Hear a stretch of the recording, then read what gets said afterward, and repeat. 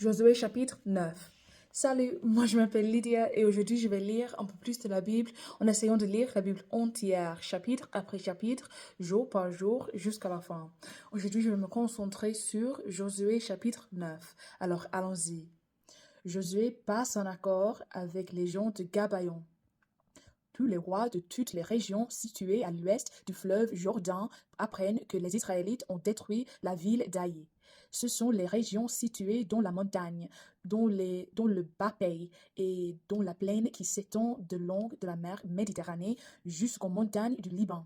Alors, les Hittites, les Amorites, les Cananéens, les Périsites, les Hivites et les Jébusites se réunissent pour combattre tous ensemble Josué et les Israélites.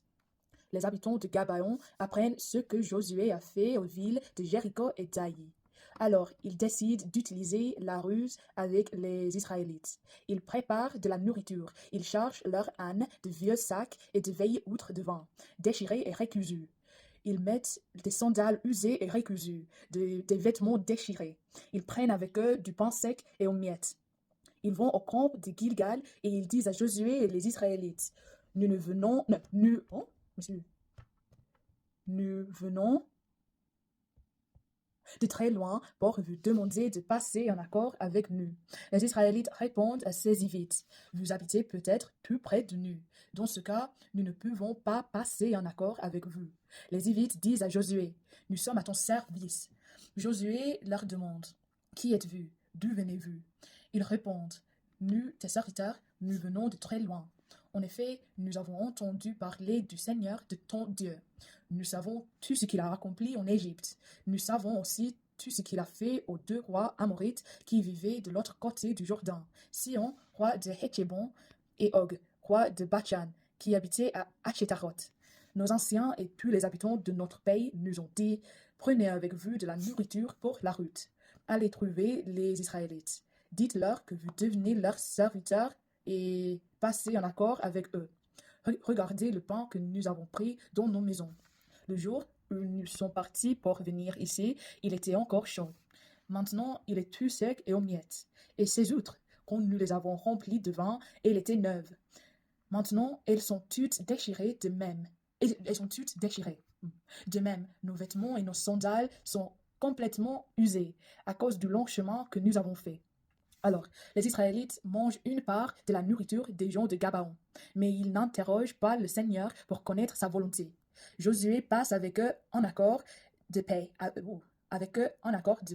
qui les laisse en vie.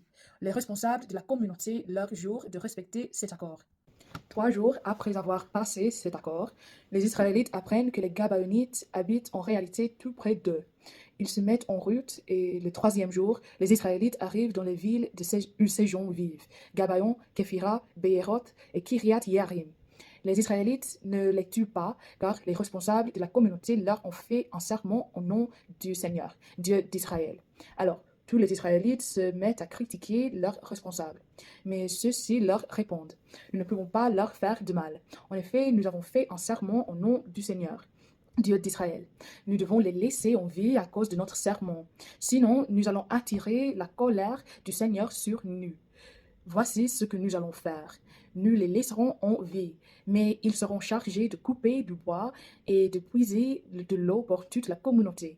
C'est ce que les responsables décident. Alors Josué réunit les Gabaonites et il leur dit, vous nous avez trompés, mais pourquoi? Vous avez dit que vous habitiez très loin. Or, vous habitez tout près de nous. À partir de maintenant, vous êtes maudits. Vous serez toujours des esclaves. Vous couperez du bois et vous puiserez de l'eau pour la maison de mon Dieu. Les Gabaonites répondent, nous avons agi ainsi parce que nous avons appris cette nouvelle. Le Seigneur, ton Dieu, a commandé à son serviteur Moïse de vous donner tout ce pays et de tuer tous ses habitants à votre arrivée. Nous avons eu très peur pour nos vies. Maintenant, nous sommes en ton pouvoir. Fais de nous ce qui te semblera bon et juste. Voici ce que Josué décide de faire. Il empêche les Israélites de les tuer. Puis il impose aux Gabaonites la charge de couper du bois et de puiser de l'eau. Ils le feront pour le peuple d'Israël et pour l'autel du Seigneur, à l'endroit que le Seigneur choisira. Aujourd'hui encore, les enfants de leurs enfants ont cette charge. Alors, merci de m'avoir écouté aujourd'hui et de lire la Bible avec moi et aussi de supporter mon accent, ma prononciation, ma vitesse et mes erreurs. surtout aujourd'hui. Alors, de toute façon, que Dieu vous bénisse beaucoup aujourd'hui et demain, et j'espère vous voir demain.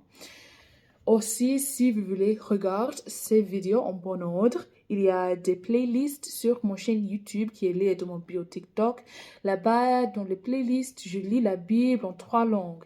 Anglais, français et espagnol. L'anglais, c'est ma langue maternelle et les autres deux, je les ai apprises pendant l'école il y a quelques années.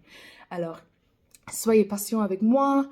Euh, il y a des playlists dédiées à chaque chapitre que j'ai lu, comme des playlists omnibus, et aussi des playlists avec chaque livre biblique que j'ai lu depuis Jacques jusqu'au milieu d'Exode et, et jusqu'au début de...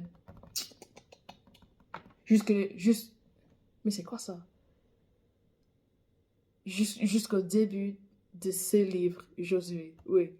Alors, merci et j'espère vous voir autrefois. Salut. À demain.